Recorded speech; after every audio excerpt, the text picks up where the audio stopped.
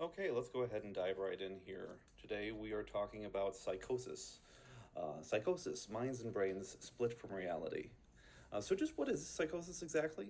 It's a condition that causes somebody's mind to lose their connection with reality. It's characterized by auditory and visual hallucinations and delusional beliefs, which is to say, hearing and seeing things that aren't there and believing things that are irrational. Psychosis is a symptom, not a disease, and it's associated with a variety of psychiatric disorders, including schizophrenia, delusional disorder, bipolar disorder, and others. It can also be caused by a variety of non-psychiatric medical problems, including stroke, Parkinson's, some infections, neurotoxins, injury, vitamin deficiency, and several more. So what we see is the prevalence of psychosis is about 3 or 4% in the entire population.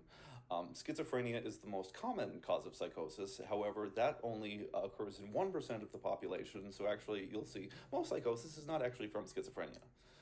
If we were to do a differential diagnosis of someone with psychosis, what we would do first off is try to see, can this be attributed to a medical condition? If it can't, you would move forward and say, well, is there a mood disorder? If there isn't, they would be likely to say this is schizophrenia. Slightly more complicated than that, but that's the basic idea. Moving on to a brief history of psychosis and its treatment. In the ancient world, psychosis was considered to be of divine or demonic origin. They called it madness. The earliest recorded treatment was trepanning, that's drilling a hole in the skull to let the demons out, which we still do. Not the demons part, but to relieve intracranial pressure. It doesn't treat psychosis, though. Another early recorded treatment found in the Bible was interesting case. A man named Jesus, came across someone who was experiencing evidently symptoms of psychosis. He diagnosed this man with demons and prescribed a course of casting the madness into a herd of swine and then driving them off a cliff. Interesting.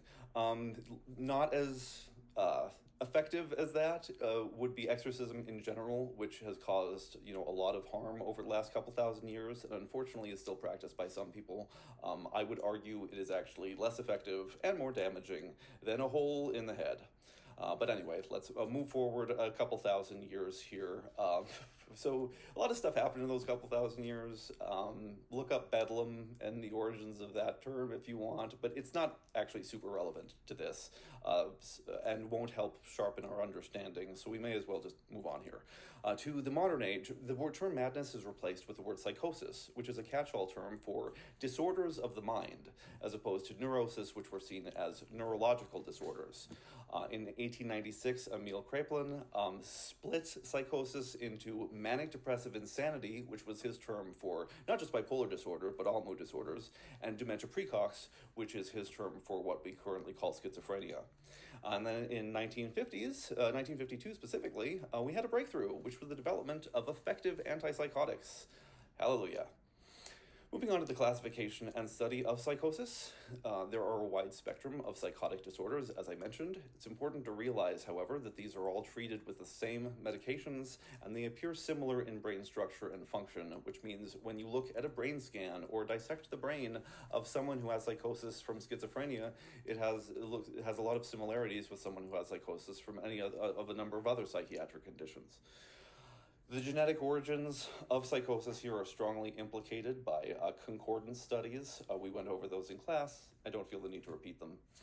But when we look at further analysis of schizophrenia specifically, we see 10 genes involved, at least, that we've identified so far. One of them we looked at was GRIN2A.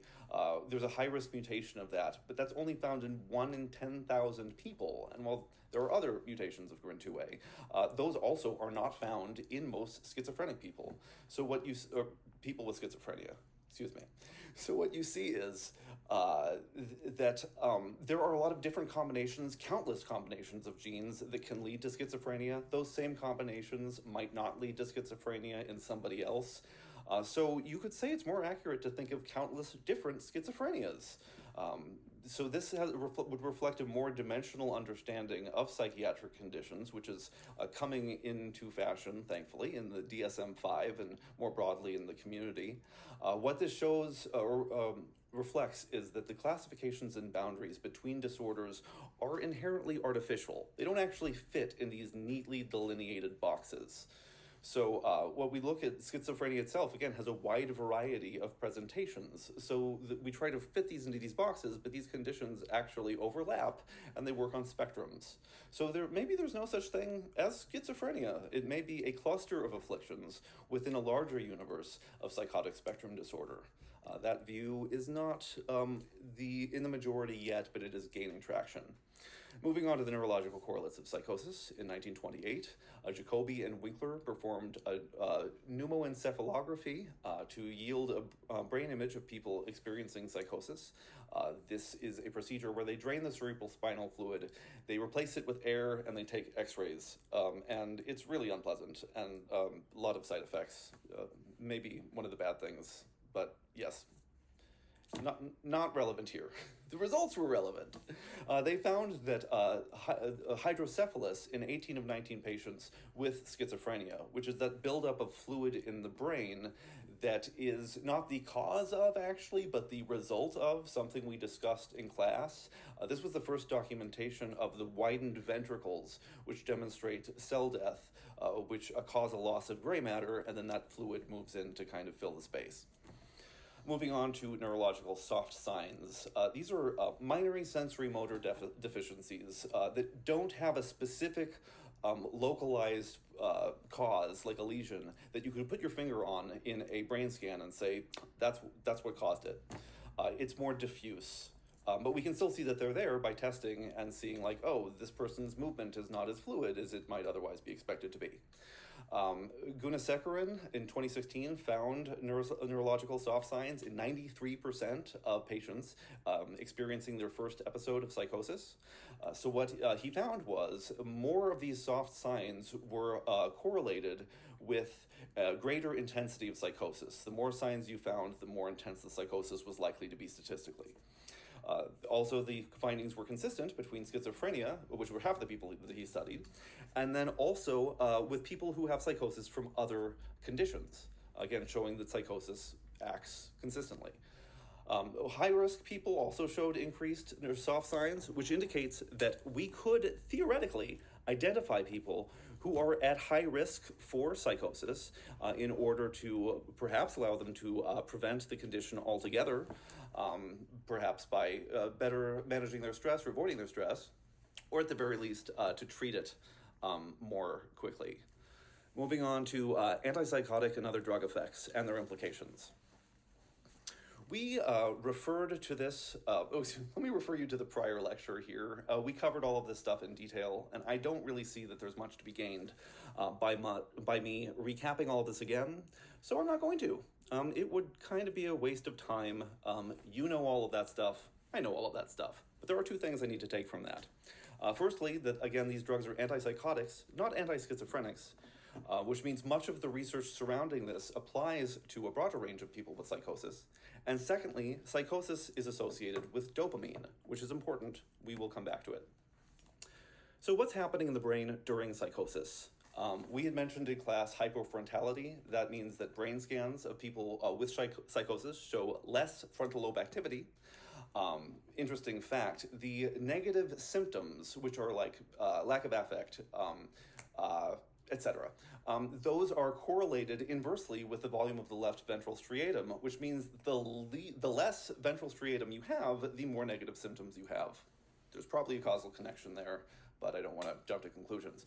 Moving on to hallucination. What we see here is that increased activity in the sensory corticals is indistinguishable in people who are hallucinating something than from activity associated with the sensation and perception of the actual stimuli, which means that to somebody who's hallucinating something, that what's happening in the brain is the same thing that's happening when when anyone looks or sees or touches something. So it is reality to them. A particular interest here is increased activity in Broca's area, because people with psychosis often report hearing voices speaking to them, and Broca's area is involved in language. There are a lot of proposed models for the process of hallucinations, however, none of them have been proven, so let's not spend our time on speculation. Moving forward to the causes of delusions, which are deeply held rational beliefs. These are also models, but these models have a lot of heft behind them, a lot of evidence, so I think that they are worth addressing here. The first one has to do with, it's the aberrant salience model. So salience it tells us what importance we should assign to stimulus and ideas, what we should pay attention to. Salience is associated with dopamine. Psychosis is also associated with dopamine. There's probably a connection there. But an even more concrete connection is the salience network, which tells us what to pay attention to, what's important, there is, for people who suffer from delusions, they show decreased gray matter in these areas, which indicates that people who are delusional have less of an ability to determine what stimulus is and isn't important. Moving on to the right lateral prefrontal cortex, there's dysfunction in people who have delusions there that is thought to be associated with malfunction in the belief evaluation systems. There's reduced volume in this area that is documented in people with delusions. And what this means is people with delusions have a more difficulty determining evaluating what they should and shouldn't believe, what makes sense or not. So go ahead and put those two things together, and you may explain delusions quite neatly, because the salience may explain where psychotic ideas come from. We're trying to connect the dots on different stimulus that we think are important but aren't really important.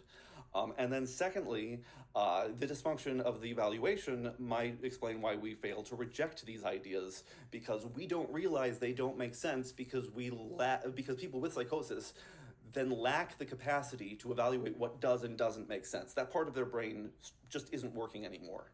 So if you add those two phenomena together, you get delusions. Irrational ideas crop up and then fail to get rejected. So what we see with all of this is psychosis is a disease of the mind. But it's also a disease of the brain. And the more that we understand how it functions in the brain, the better we can understand the disorders that it is associated with, and the better that we can treat it. So while we have made a lot of progress on psychosis, we do have a lot longer still to go. Thank you.